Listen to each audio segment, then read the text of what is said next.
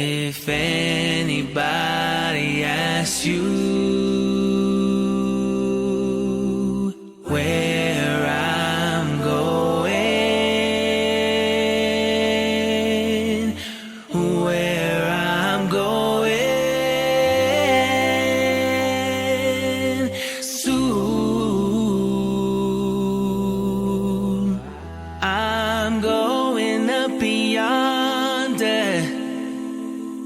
I'm going up yonder. I'm going up yonder to be with my Lord. And I'm going up yonder. Going up yonder.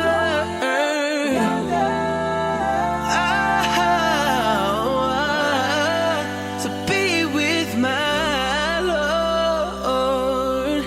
Oh, I go up yonder. Going up yonder. To be with my Lord. Yo, I got something to say. I am super excited about this show. This is show 50, and this is a big thing for our show. I got something to say. I've been slowing down for a little bit, but now it's time to pick back up, and I am excited about picking back up with this individual, which is Miss Selena because she is a very, very powerful person. I am so glad that God has brought her into my life, and I know for sure after you guys hear this podcast, you guys are going to be glad that you guys heard her testimony. Not only that, I think that if some of you guys, if some women can actually connect with her, I think that you guys are going to be able to gain maybe a relationship with her that will be of a great impact to your life. Anyway, Helena, how you doing? Oh, I'm doing good. I'm so happy to be here. Thank you for inviting me. That's what's up. I'm glad you're doing well, and we're glad you're on the show. It's been a long time, man. We've been trying to do this for a couple of weeks now, and you know, a whole bunch of stuff happening. But again, you know, we met like 3 or 4 years ago, right? Yeah, we met. Yep, I'll never forget. I heard the Lee family was coming, and I was expecting a little family of Asians. You're not easy. You're far from it. That's right. Yeah, she's been. So for some of you guys that doesn't know her, or you really don't know me, Elena was actually a part of my core team in kids ministry at Eagle Heights Cathedral, and she was very, very instrumental to be able to do some great things and reach people's lives, and we built a relationship through ministry, and over the time, man, this lady, I'm telling you right now, Elena, one of the things that amazes me about you is that you can, like, I think like multitasking is your gift.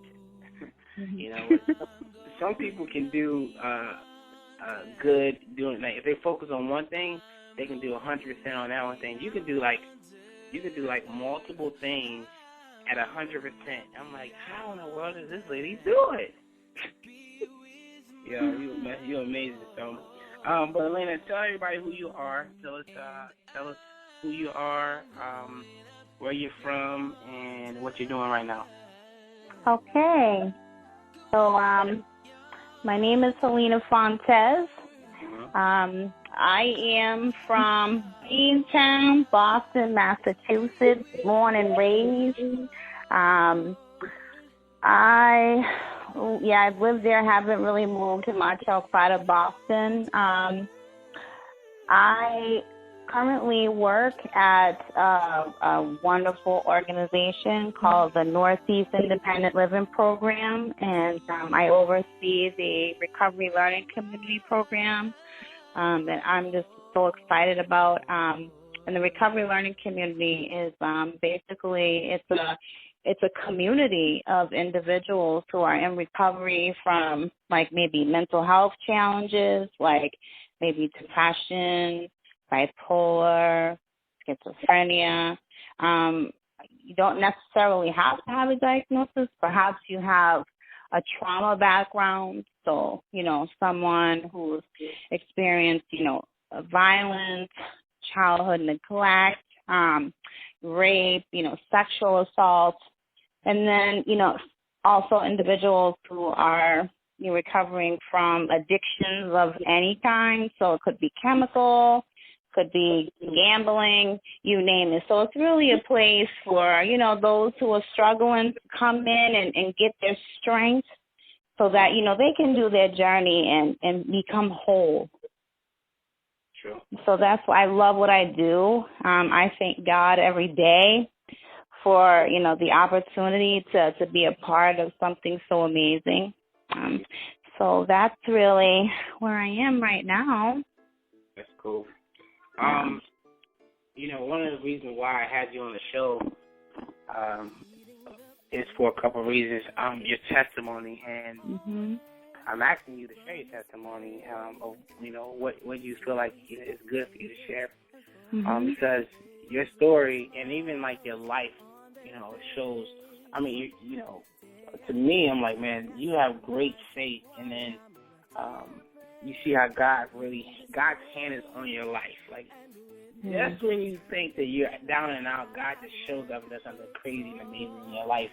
I'm really blessed to see how God has done so many things in your life. But I want the people to know, just to hear your testimony, and anyone listening on this, this podcast, I want you guys to know, like, their testimony, still to this day, some of the parts of her testimony really encourages me to continue to push on and go.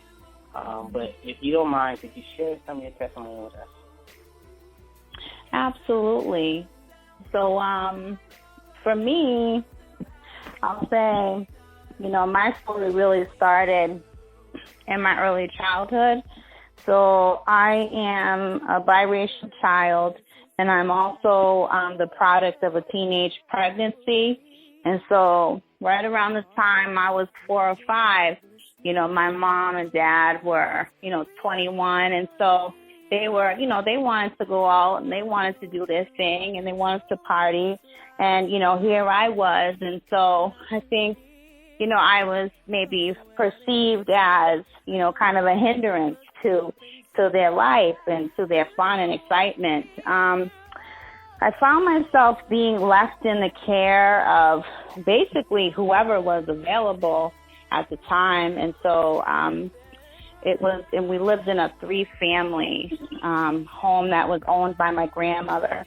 So, like, they were just aunts and cousins. We were all crammed in this one 3-family home, a ton of us. I don't know, there must have been about 4 or 5 families in there. And so that's when it really started. I was started getting sexually abused by my male cousins, and I'll say it was happening. It started happening frequently. Although my memory was so immature then, I can remember countless times just waking up, crying and really upset, and I've experienced this, and this went on for a very long time throughout my kindergarten years, and like the impact it started to have on me was I just became really like angry. I had a lot of rage, and then I myself, at one point it went beyond like the fear, and I started to normalize it, and so I thought that this was what you did. So I was going to school, and I started doing this to the other children in school.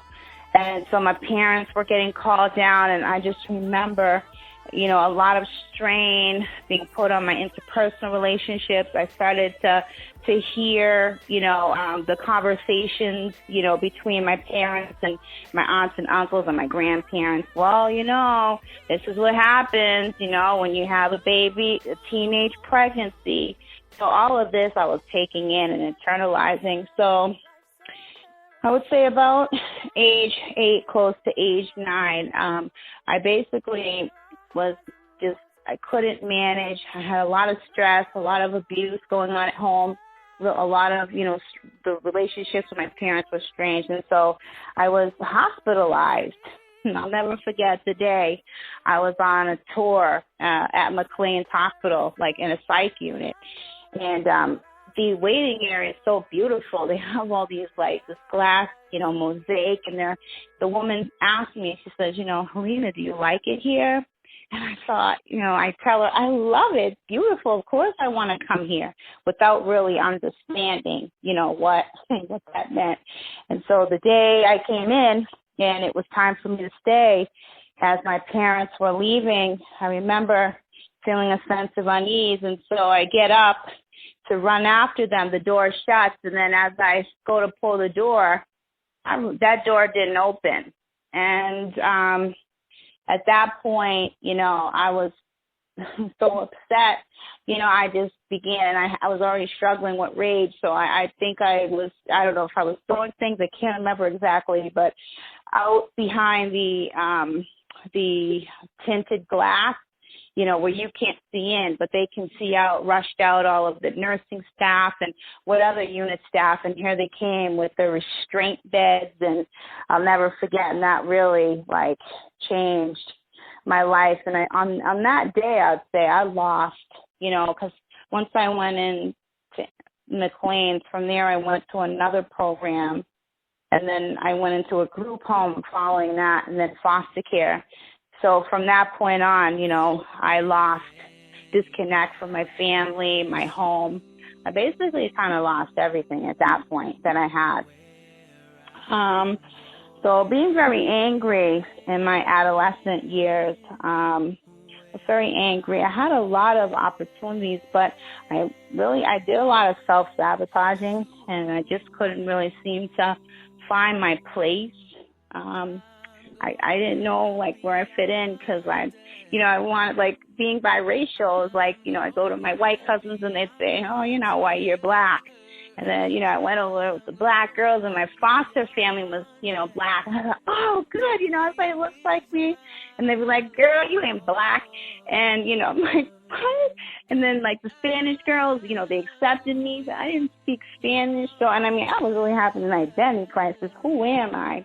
And on top of it, I was very angry. I spent years in the system, being raised by staff, and a lot of, in and out of my life. And I'd, get close to a staff, and they'd leave. And so I had a lot of trust, couldn't connect with people, couldn't connect with God. I was really struggling. And so I was so my mom and dad, we severed, but I was in a boarding school at the time, and my mom kind of reemerges. And so I am so excited, although I was very angry, there was that part of me that, always really wanted and yearned for my parents' acceptance. And so I moved back in with my mom, and, without really unbeknownst to me at the time, she was kind of having her own struggles that I was unaware of. And so at one point, she really started, I think, exploiting and seeing that desire in me to want to connect with her.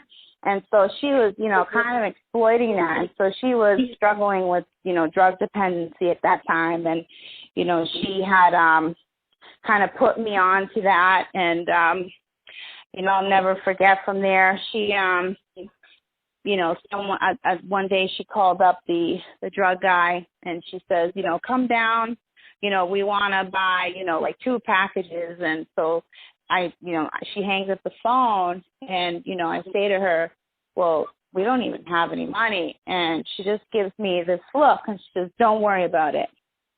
And the guy shows up, and I'll never forget my mom, she looks at me, and she says, go downstairs, go get it, don't come back up here without it.